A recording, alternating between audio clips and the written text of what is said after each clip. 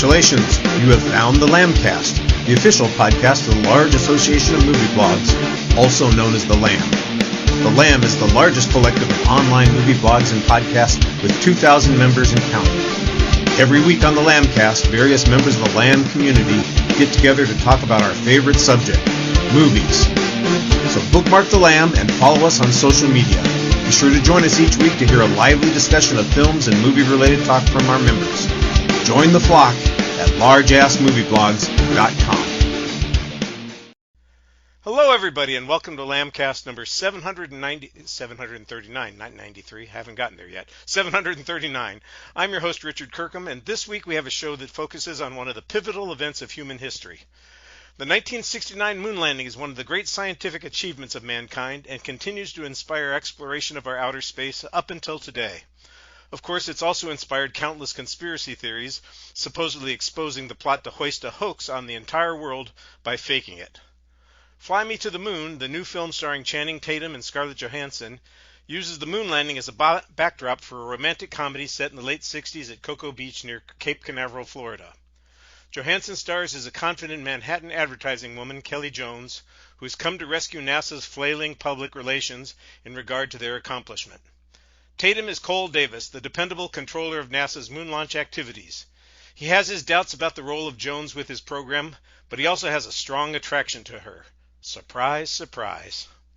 With me this week to talk about the film are the only other two members of the Lamb who were alive at the time and remember the moon landing firsthand.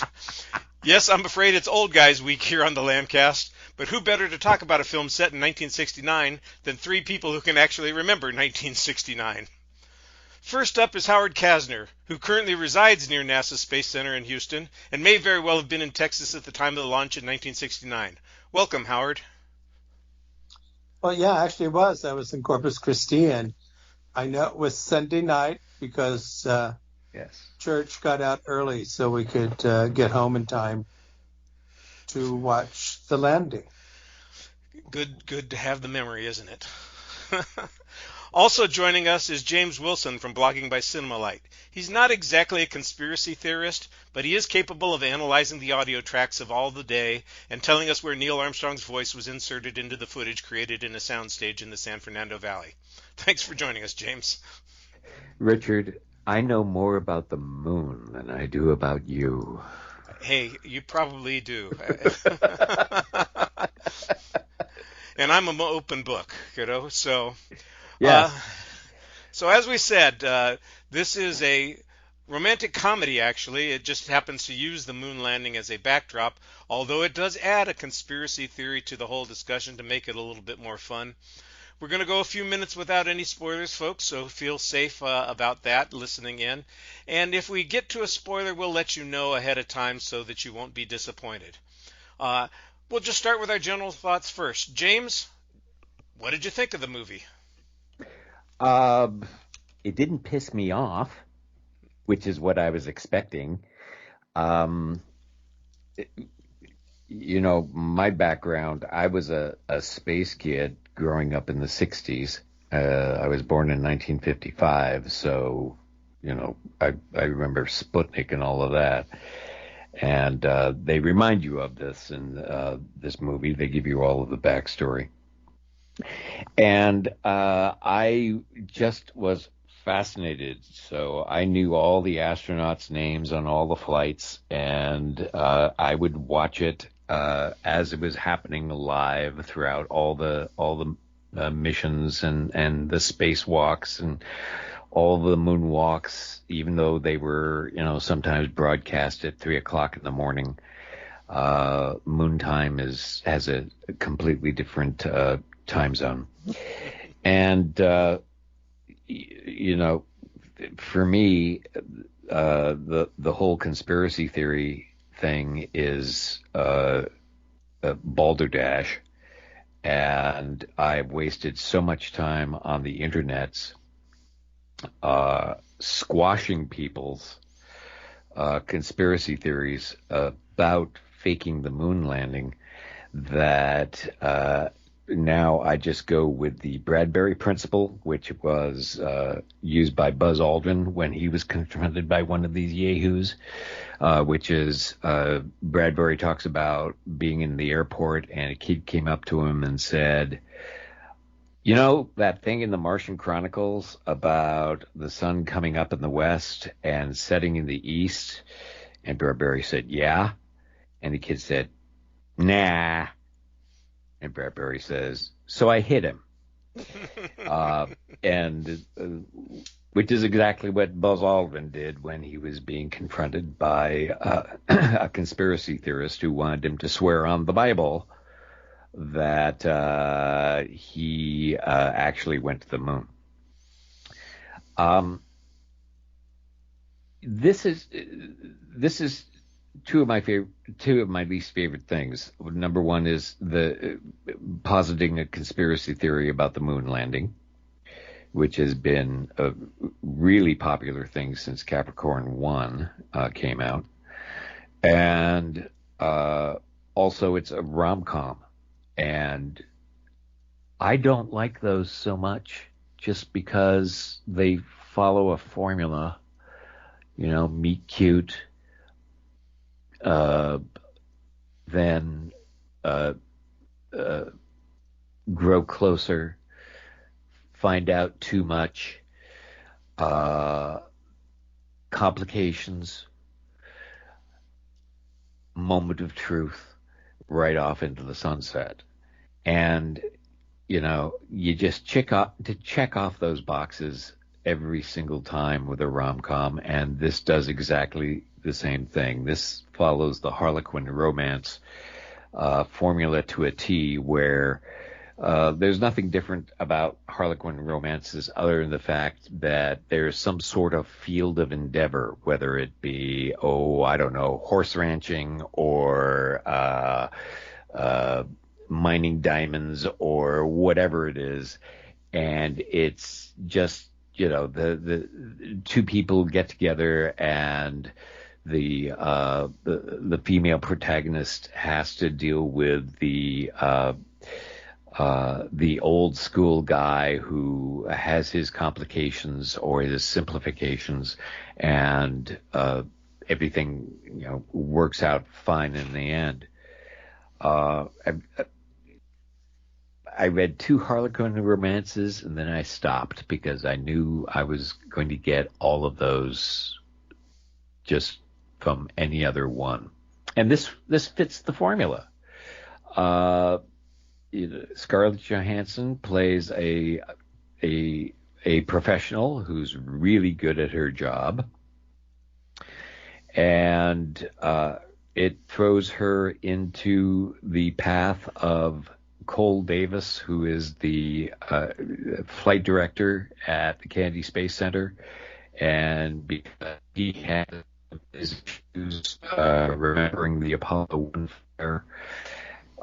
So Cole Davis takes everything a little too seriously and superstitiously.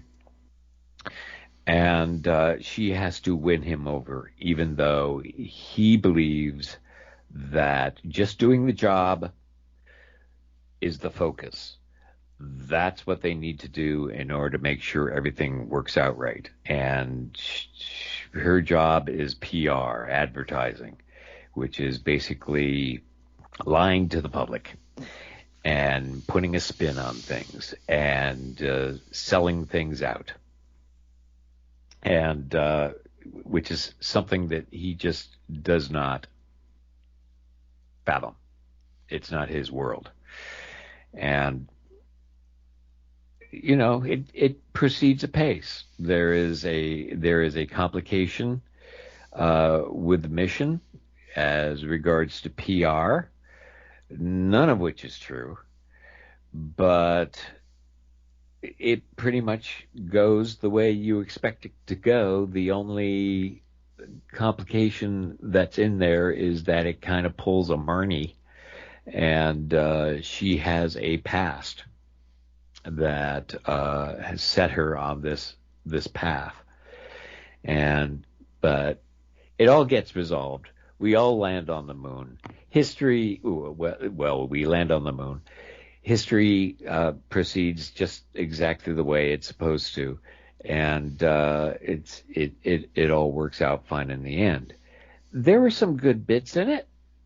I was okay with it, but every step along the way, there was always something that made me go, nah.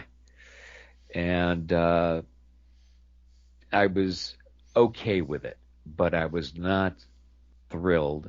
And like I said, the most positive thing I can say about it is it didn't piss me off. Well, at least that's a semi-positive assessment. The fact that it didn't piss you off, I'll give that a check minus. Yeah. Howard, how about you? What were your feelings about Fly Me to the Moon? A lot of how I feel about it is the way James feels about it. He says that it didn't piss him off. My translation, or how I say it, is that it was perfectly okay. Yeah. I actually rather enjoyed it at the beginning because, like James, it was very obviously based on the rom-coms of the 30s, 40s, and 50s. This is a real throwback. This is not really a 21st century rom-com. There's no misogyny in it. There's no real chauvinism in it, which there was in the 30s, 40s, 50s, but was a misogyny in the 30s, 40s, 50s. And so I was enjoying that for a while, seeing how that played out and how well that worked. I can't remember exactly when things started going, for me. The first thing that comes to mind is when Channing Tatum's character, Cole, well, I don't want to spoil anything, but there was a point when I started to lose interest. Part of it is, yes, this is becoming even more formulaic than the rom-coms of the 30s and 40s. Perhaps a bit, even though the plot is easy to follow, perhaps a bit more unfocused and convoluted of those films.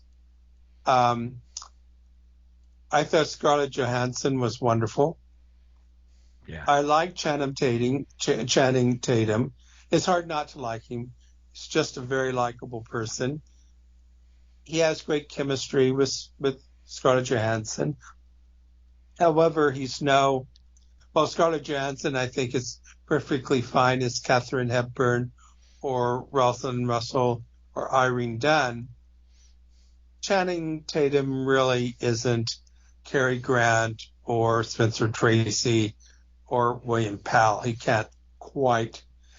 Are you casting him in the Ralph Bellamy part? He's more the Ralph Bellamy role, but here he's not cast in that role. So, but you're right. He would be perfect playing the Ralph Bellamy part instead. There were some really nice, there's some really nice supporting performances. I can't find his name or figure out who he is, but the guy who plays the guide who drives people around has been getting some nice notice, and I thought he was hysterical. I don't know what happened to Ray Romano. I only watched a couple of episodes of Everybody Loves Raymond because I hated Raymond. I thought he was an awful human being and a poor excuse.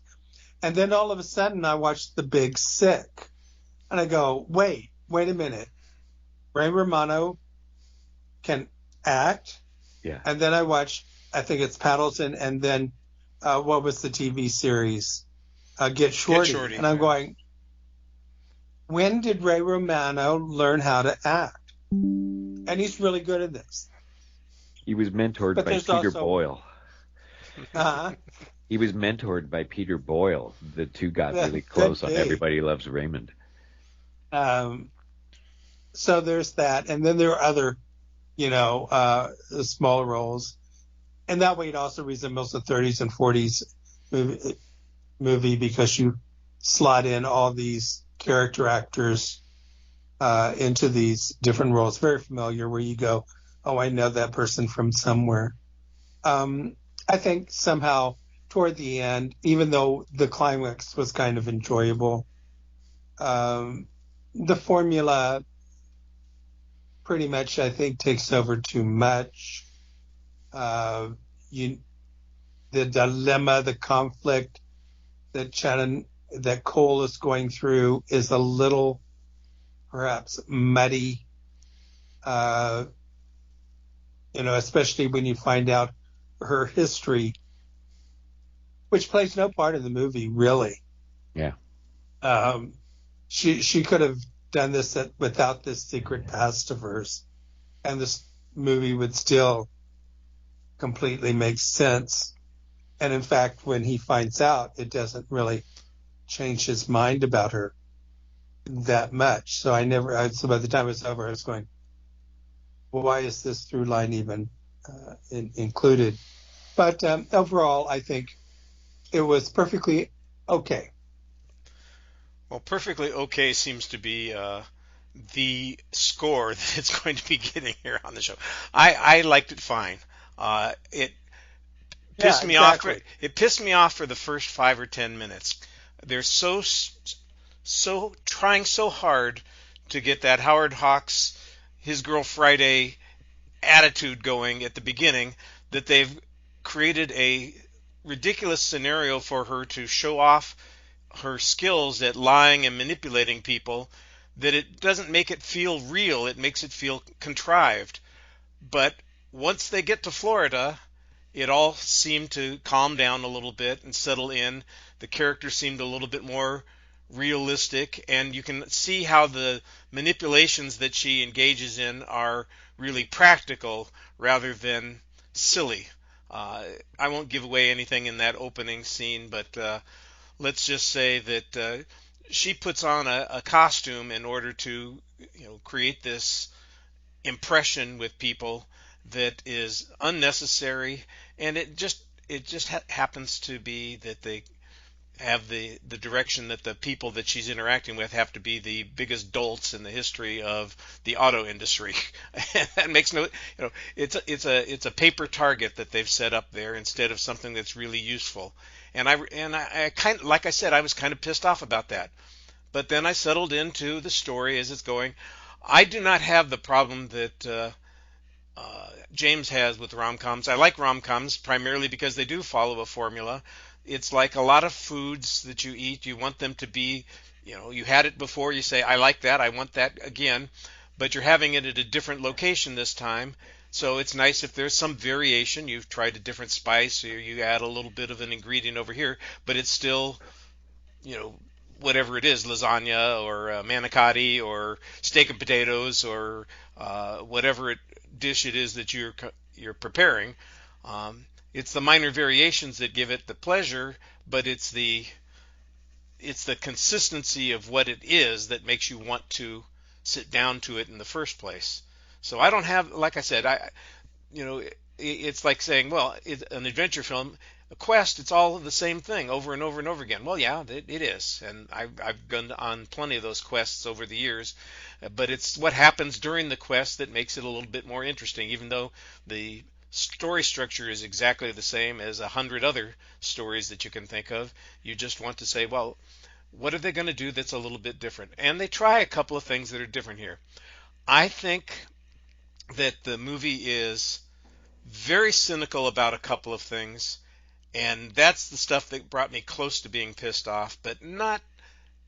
They just push it up to the limit. And then one of those things that they're cynical about, they also have the flip side on. There's a cynicism about the space program to begin with, and I didn't like that cynicism at all. I thought, it's expressed by the Woody Harrelson character, who is this secretive operative for the government, who apparently believes that the whole point of the space program is just to beat the Russians, not anything else. I think beating the Russians was an important political component of what was going on there, but I think if you ask most of the people who are working at NASA, that the political ramifications had less to do with what they were doing than the technical, scientific process that they were engaged in that motivates most of them. And nowadays, the people who were inspired by the space program in the 60s don't care about that kind of stuff. They care about what can we do, what can we learn, how can we get there.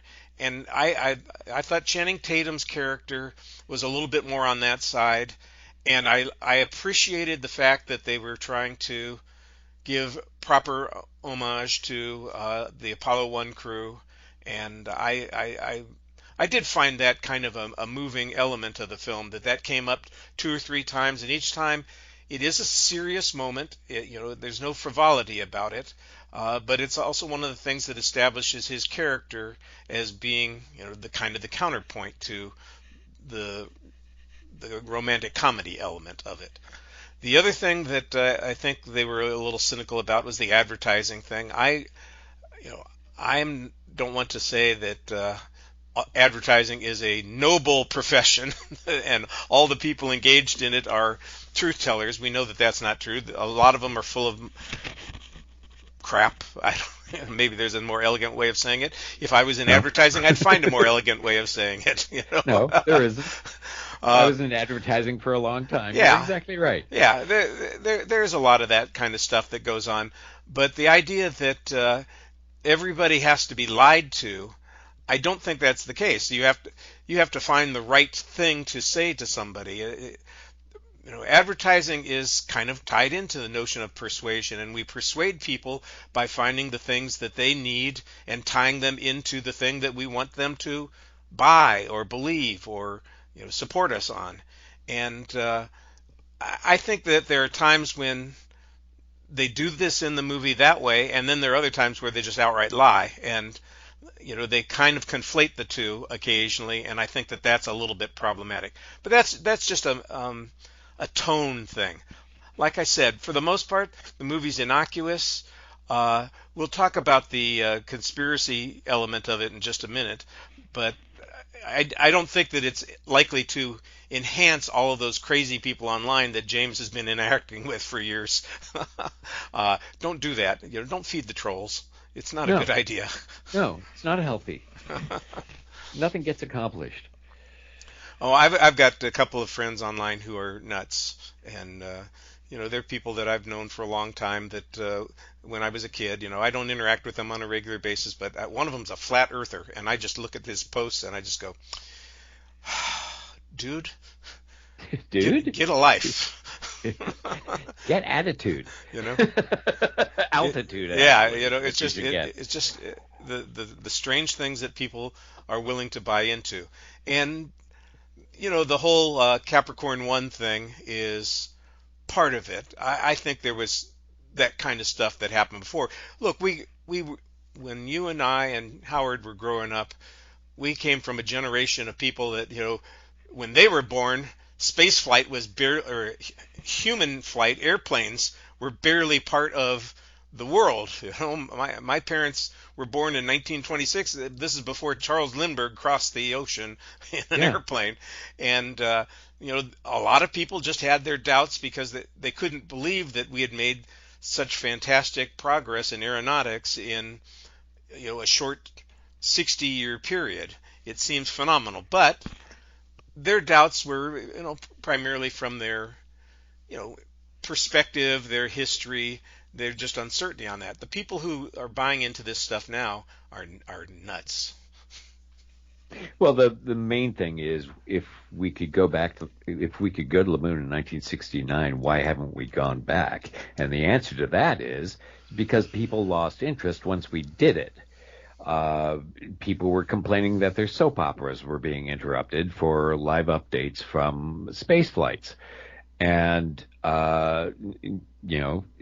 the other thing is that, Congress, which was already having to be persuaded to pump money into NASA, didn't want to do it anymore. There were other things to spend the money on. Right. And that's why there was no interest.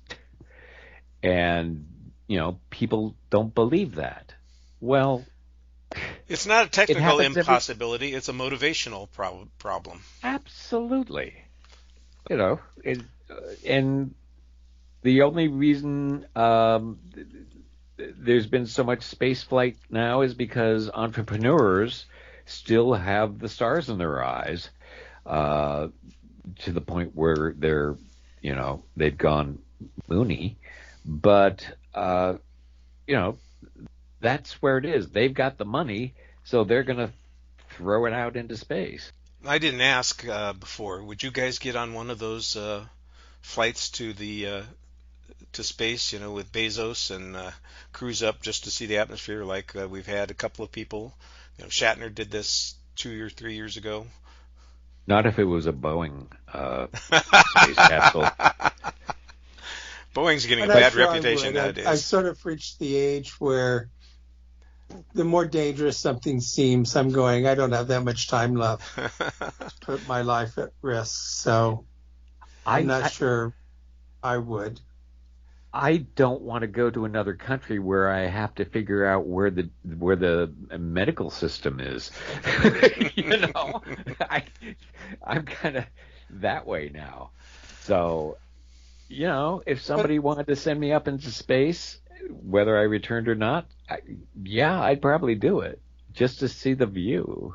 But, we've seen so many beautiful things from space, just from photographs, that it's, I'm satisfied with that.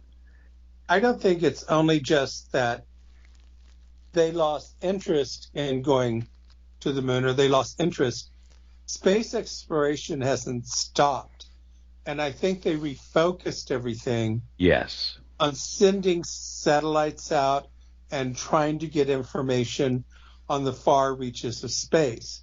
My feeling about going to the moon, and I think a lot of people involved would say, well, we've been, what do we gain by going again? We really can't establish a colony on the moon because of all the resources we would have to remove from the Earth, and we wouldn't be able to get any resources from the moon in exchange. Same for going to Mars. Everybody's saying we need to establish a colony in Mars. And I go, do you realize everything you have to take from Earth, all that gas you have to take, all the food, the seeds, everything, that's not coming back home. So a lot of people in pop culture are focusing on, let's get colonies going. And I'm going, you can't. That's an impossibility physics, from a physics standpoint. At this point, you simply cannot establish colonies. So the focus has been more on space exploration, and the amount of information we've gotten about the universe is so astounding, I don't like to think about it. Yeah. Well, I think we've made great progress scientifically because we've redirected our resources to more efficient ways of gaining knowledge. The moon is basically a big rock, and we know a lot about it, and until we find some utility for it, we're probably not going to go back to it and do anything with it. Now, if it turns out it has some resource that we need, especially for batteries, let's say, if there's a source of lithium on the moon, then maybe it'll become viable to go back there. But for the most part, it's let's get as much information about the universe as we can using the most efficient means that we can. And the thing with colonies, obviously, California can't build a high-speed train. How the hell are we going to build a colony on the moon? That just doesn't make any sense. But we're getting a little far afield of the movie that we're talking about. Let's return to our exciting tandem of Tatum and Johansson and see if there's anything else about their relationship that you believed or didn't believe, or was there anything that you thought was problematic, or did it work as a romantic comedy? Yeah, like I said, it ticked off all the boxes. Nothing surprised me, from a rom-com perspective. Where I was having troubles was all the chicanery going on with the moon landing and broadcast. Yeah. There was I gotta say there was an awful lot of activity on that gantry on the Apollo 11. The guy, we had Josh Brolin and what's his name from Men in Black 3 on the gantry. We had that, it's a little spoilery, but we have the rushing on this one to do something for an awful lot of people were on that gantry on that day, on the day of liftoff, if we believe the movies. Yeah, I also thought that was sure. It's like they were rushing to get off before it took off, and I'm going, no, that's not how it would work. They just wouldn't shoot it off until everybody was cleared. Yeah. Remember, they're trying to pull subterfuge on the covert operation. So they're trying to hide, there's a rationalization for why they wrote it the way they did. Whether or not it's practical or realistic, it isn't. Well, it was to fit into the formula. Yeah. They needed something to force the climax. Yeah. This is a little spoilery plot-wise. The one thing I can say about the use of faking this moon landing idea is that it has, in many ways, a perfect postmodern getting your cake and eating it too. Oh, yeah. First, it establishes there was a fake moon landing. There actually was. But since it was never used, then there wasn't, and what we know is a real. So that's in many ways very clever. Like I said, it's having your cake and eating it too, and that's very postmodern. I did appreciate it, even though it felt, like I said, a bit formulaic and everything. But I did think that aspect was clever. When Chekhov's cat showed up, were you at all surprised? Well, that's when I think the movie, I started losing interest, because then I started counting off Chekhov's guns. Yeah. I said, I wonder where this is going to pay off, and this is going to pay off, and this is going to pay off. And the main one that never paid off was her background as a con person. That never really played an important part in the story after all. But when the cat shows up, I'm going, oh, okay. Now let's start counting down.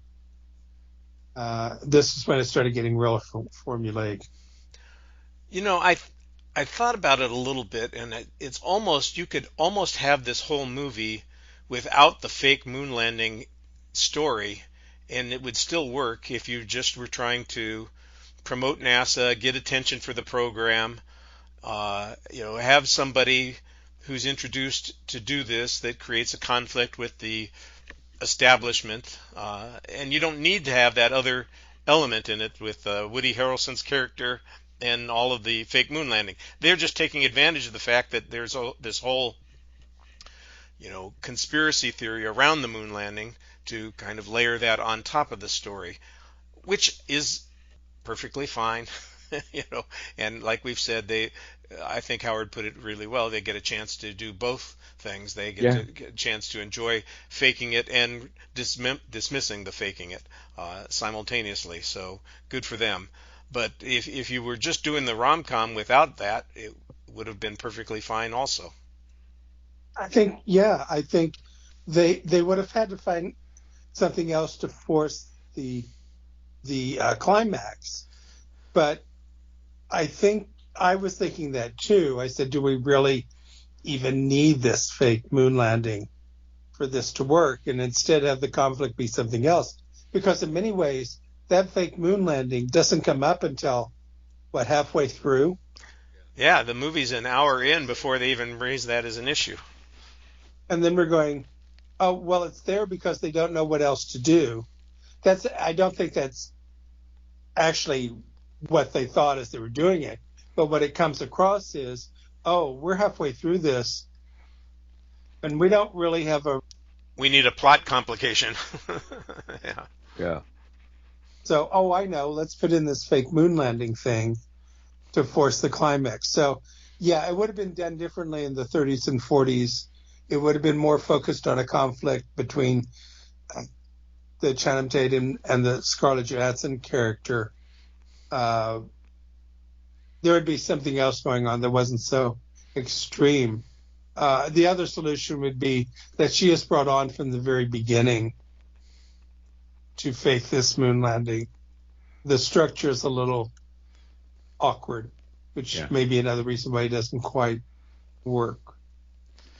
Yeah, that might have been a better approach to it. That Woody Harrelson's character Mo actually has this plan from the very beginning, and that's why he's contacted her, and she knows the people that can pull it off with that director character that gets introduced, early on, and there's another one that's going to pay off someplace later on, and it does. So it just, like, the story structure is a little bit forced when it doesn't have to be. Well, yeah, I mean, when he confronts her with her file and she looks at it and he says, I'm going to reveal this unless you do what I want.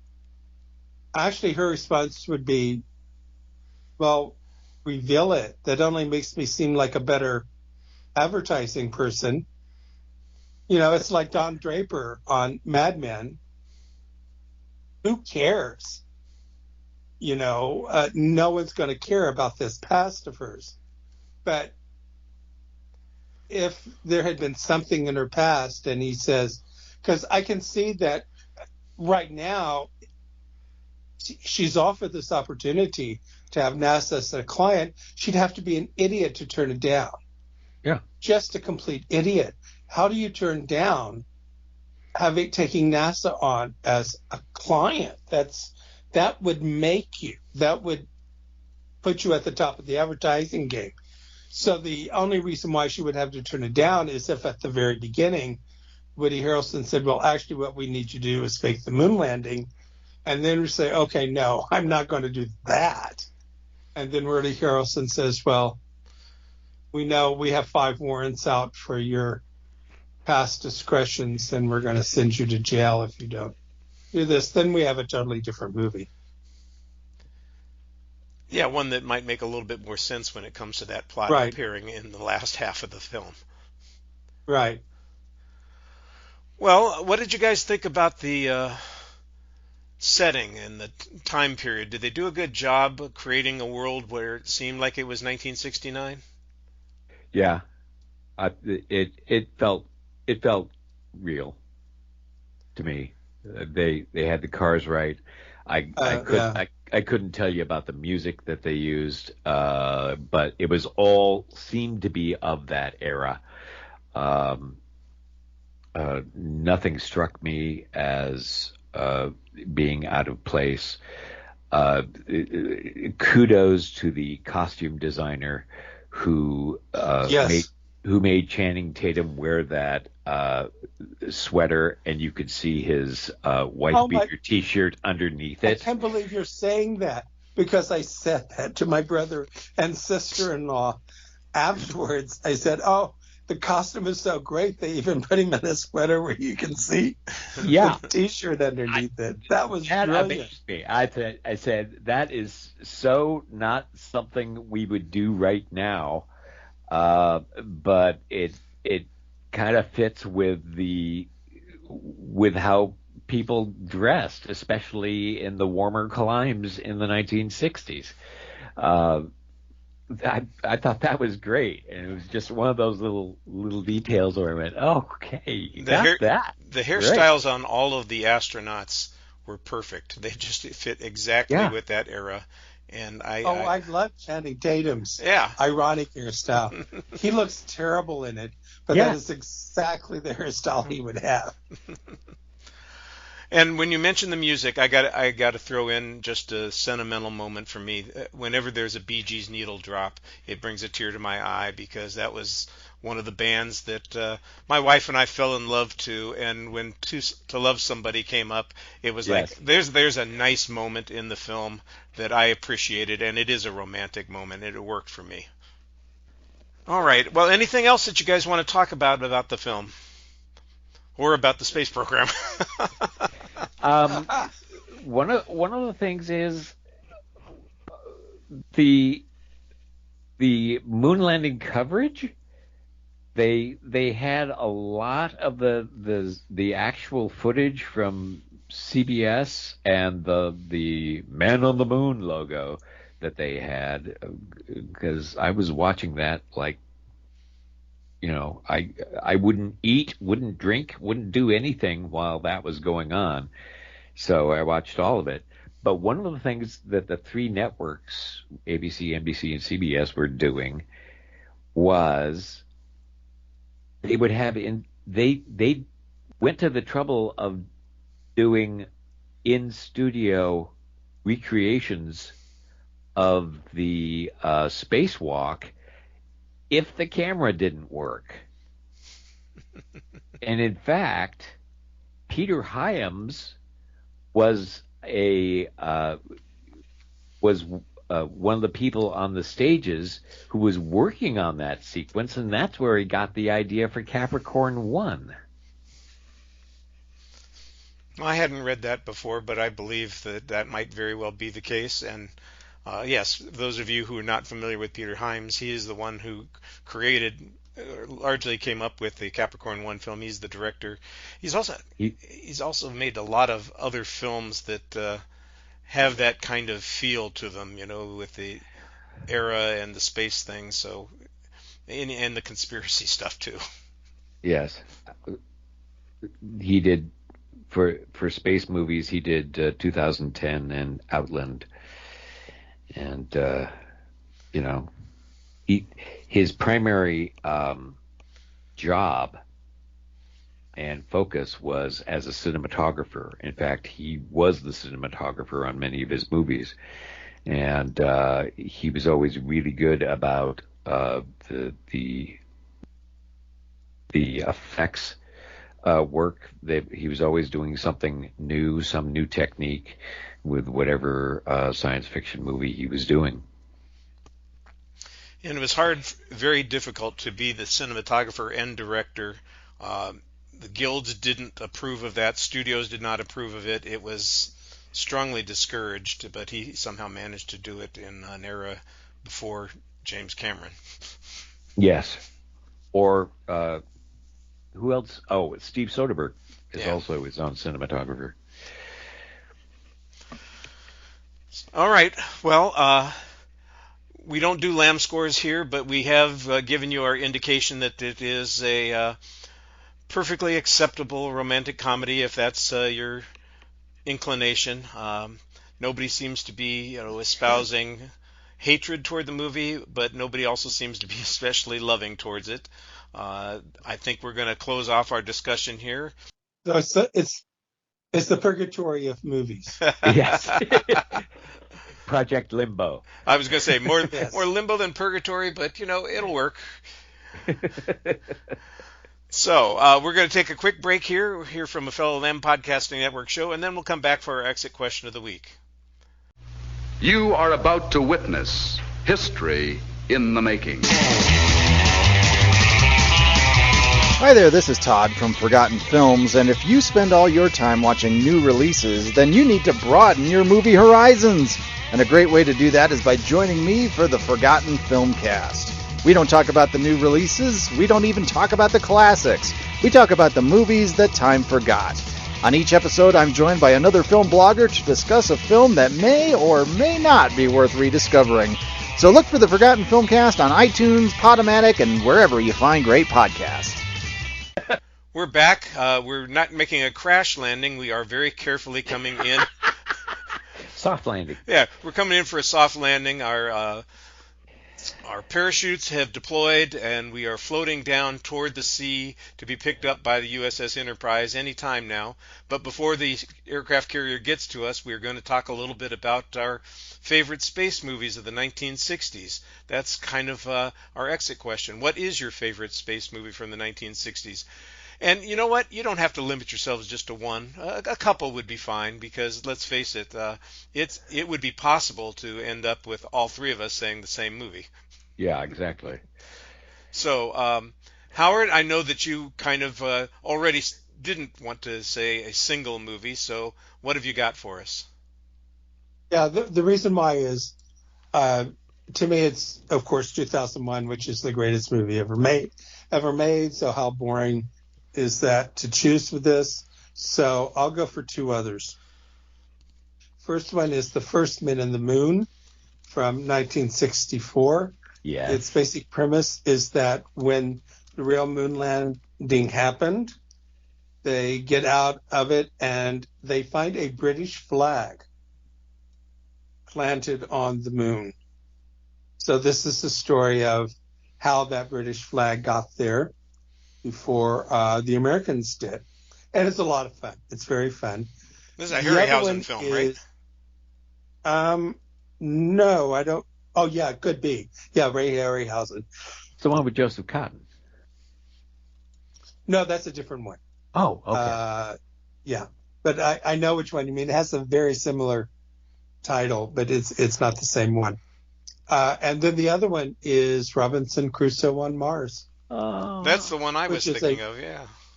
Yeah, it's a very clever adaptation of that novel. Of course, ridiculously not possible or anything of that nature, but just a very clever and fun adventure film. Robinson Crusoe on Mars is, one of my favorite little space movies, and it's just charming all the way through. And, it's not, as the poster said, the most scientifically accurate movie ever made. But I really enjoy that movie, and I watch it every time it runs across my eyeballs, because I found it charming as a child and still find it charming as an adult. And Paul Mantee does such a great performance in it. I'm always surprised that he didn't do anything else that was as prominent. He was on Cagney and Lacey for a while, but he was really good in that movie. And maybe it's Mom's Apple Pie, just remembering, but I really liked him in that movie. I thought he was great. Maybe it was just because he was so resourceful cooking his Martian sausages. Oh, he was Matt Damon before Matt Damon was born. Yes, probably. Yeah, I was going to say Robinson Crusoe on Mars as well. That's one of the films I remember seeing as a child. Maybe it wasn't the first film that I saw, but it was something that I saw very early in my movie-going experience, and it made a big impression on me. It was a nice color feature. It's a familiar story, but set in a completely different place. And all of you comic book fans out there, don't forget that Adam West is in it briefly. Yes. Before briefly. Batman. So there's another reason to see it. But we get monkeys, and we get Mona the monkey. We get space aliens and creativity that's going on there. I like that film very well. 2001, of course, is the obvious choice. I think Howard said it. If you're talking about a film that's set in outer space and you're not mentioning 2001: A Space Odyssey, and you're talking about films from the 1960s, what drug are you on? Because it would have to be right there. It's sitting right in front of you.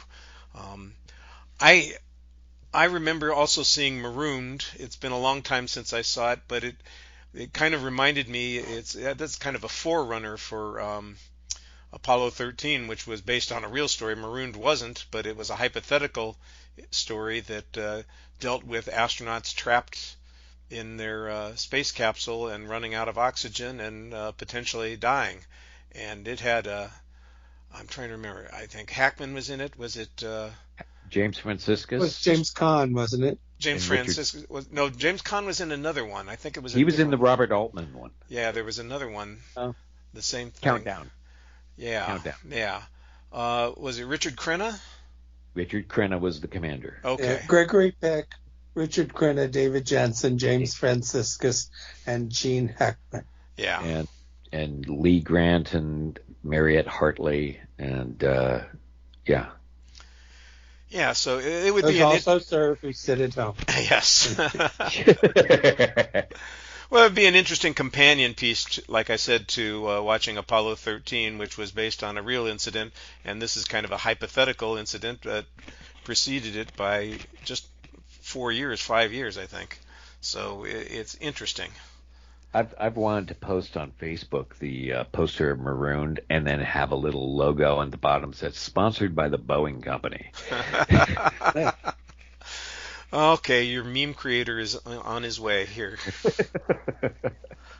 Well, my 60s movie is, of course, 2001. I'll be boring about it and I'll be obvious about it because everybody I know who first watches it goes, "That's so boring."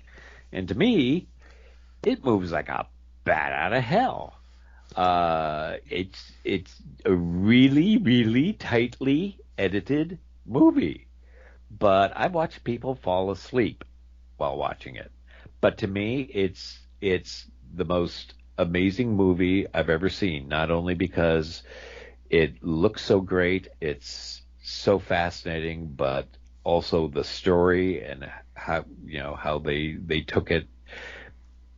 The kernel of Arthur C. Clarke's story, retconned it, and then moved it forward is, for me, just mind-blowing how they came up with that story. And like I said, at the time, it was state-of-the-art special effects, and it still looks good, even though there are certain things. It always amazes me when people say, brought out the conspiracy theory that Kubrick faked the moon landing, because he couldn't even fake 6 gravity on his scenes on the moon.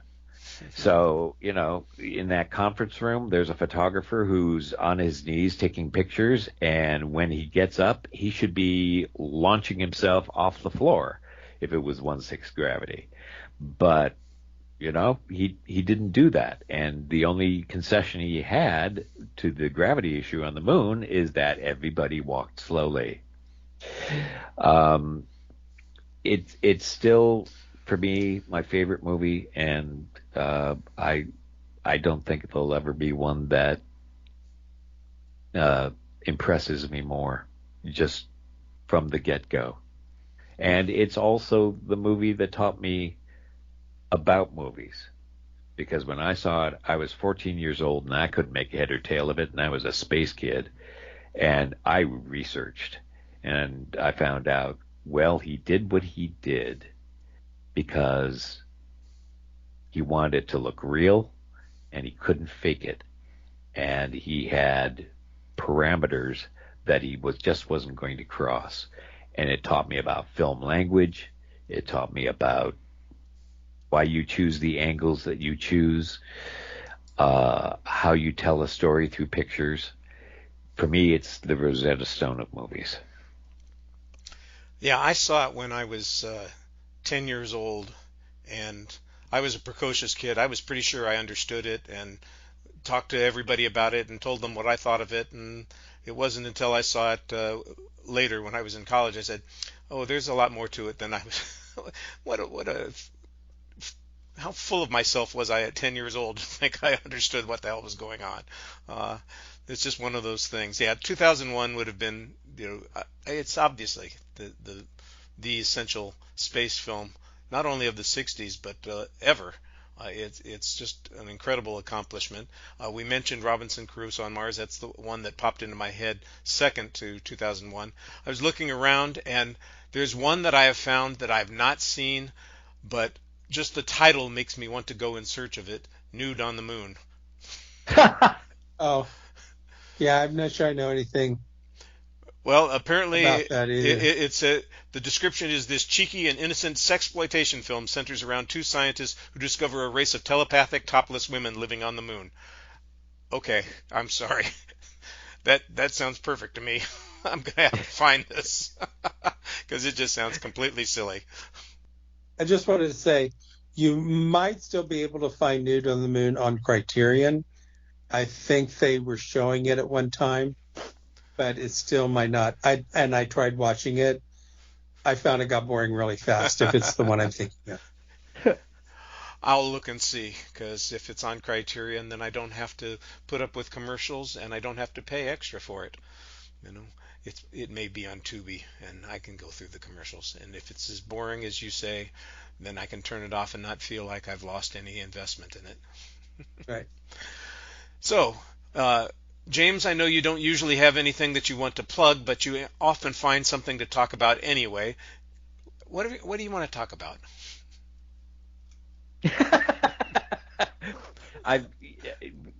All of my plans for last week just got time crunched, and so there's not an awful lot to talk about. I am going to be completing because I finished watching 64 Up last week, and it's the documentary series that was taken over by Michael Apted that followed British kids who were first interviewed at the age of 7, and every 7 years they have gone back and seen what has transpired in the lives of these people. And it's still, for me, an amazing movie, and one that cheers me every time I see it, because the kids are all right. They're doing fine. They've had their troubles. Well, they've had their pasts. One is still has issues, but I think he finally found some peace. Yes. He had some serious emotional and psychological issues. Yes. But I think he's finally... Neil. Has anyone died from that yet? Yes. I thought maybe only one person has passed. One of the women and Nick, who was studying nuclear fusion, just died in 2019. And now Michael Apted has also died. So I don't know if there's the story is going to continue. But I think so. I think they've talked about getting someone else in for 74. But we'll see. We'll see. I'd still like to see it because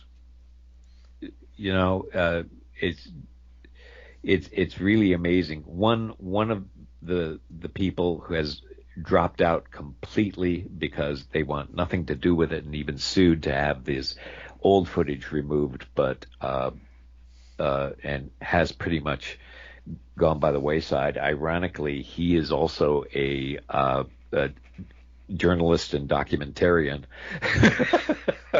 which I find hilarious. And there have been people who have had problems throughout. One has dropped off just because she no longer really wants to be involved. But a couple of people who dropped by the wayside through a couple of the films have come back, and it's interesting to see the changes that they are in. The guy who I thought was the snottiest one of all is actually become an impressive human being, and I like these people. I like hearing them talk and giving their perspective on their lives and this series. That's just going to be one post. But that's, I'm also going to do a couple of moon things this week as well. I'm looking forward to looking at those. I frequently visit your site. I did want to point out something that came up this last week that I've appreciated seeing. Your post on Palm Wonderful presents the greatest movie ever sold. Morgan Spurlock recently passed, and this was a movie that I saw in the theaters when my daughter was in college and doing an internship doing product placement in movies. Yes. So it was just good timing and a very interesting concept that they did. And you had reposted your original article And Yeah, I saw it in the I theater appreciated too. seeing that. I appreciated seeing it. It was very interesting. And I was really bummed that they're gonna delay chapter 2 of Horizon. Oh yeah, Are they? yes, you have not seen that, Howard? Yeah. Yes.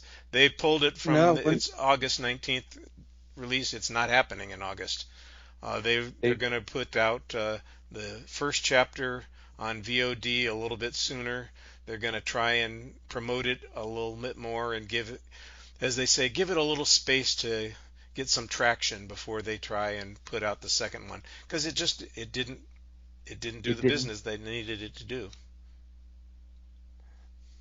and I can understand that, but gosh, I was disappointed because I really got interested in that story and I want to see what they do with it. Well, I went out immediately when I saw that and saw the first film again, just because I said, I'm not going to get the chance to see the payoffs on some of these things for a lot longer than I thought. So I want to kind of double down on it and remember more what was going on in the story. I'll probably uh, purchase it when it's available on Blu-ray so that I can catch up again. I have not heard anything about when it is going to be No. coming out, whether it will be They, this year or next year. and then another plug, I thought your guys' discussion of it was just wonderful. Oh, thank you. Just Thank it you. was it was a really great Lambcast. Well, it was nice that all of us liked the movie quite well, and we wanted it to. You can't will a movie to success at the box No. office. Uh, you can hope for the best, and you can promote it for people, through your goodwill and your perspective on it. But if people don't see it, they don't see it, and that's the economic gamble that you take whenever you put together a film like this. There's a lot of money involved. Yeah. Howard, do you have something new, or are we still kind of in a holding pattern? Still in a holding pattern.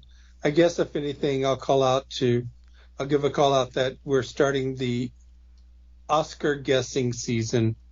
The Gold Derby has released their predictions for nominations and wins. Right now, it looks like Sing Sing is going to win Best Picture. Huh. Early days. Early days. I've seen the trailer for the film. I'm sure it'll be something that strikes a chord with the voters in the Academy. I don't know that it will work for me, but I'll have to see. Right. It's hard to predict these things too early, but let's face it, we only have 5 months to go, so we might as well start loading our buckets of Academy nominees and start speculating now. Well, it's just sort of fun, and Yeah. it just was recently the Gold Derby finally listed It's got it started. there. So, Okay. I don't know where you get a list before Gold Derby makes their list, but there were people who were having lists and they were sort of all the same. So, gee, I wonder where they're getting theirs. Well, they're getting talking points from studios that are promoting their films.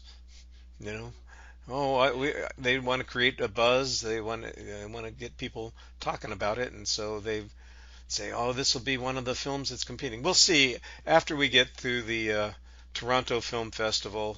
We'll have a better idea about what's coming up that people really think is worthwhile. We'll see if things crash and burn.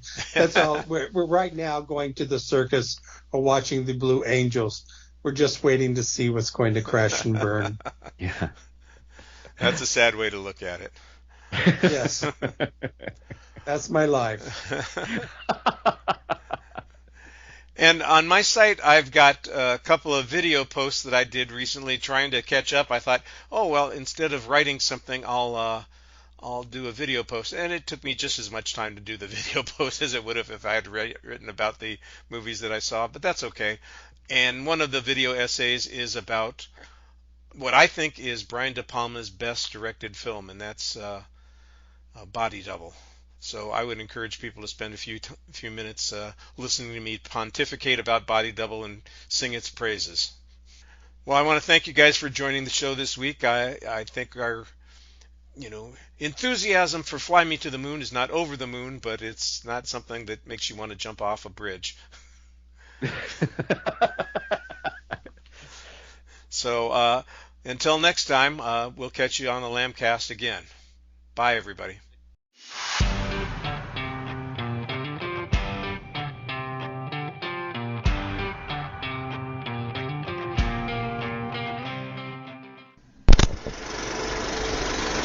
You've been listening to the Lambcast. If you have an idea for a show or would like to join us on the Lambcast, contact us at largeassmovieblogs.com.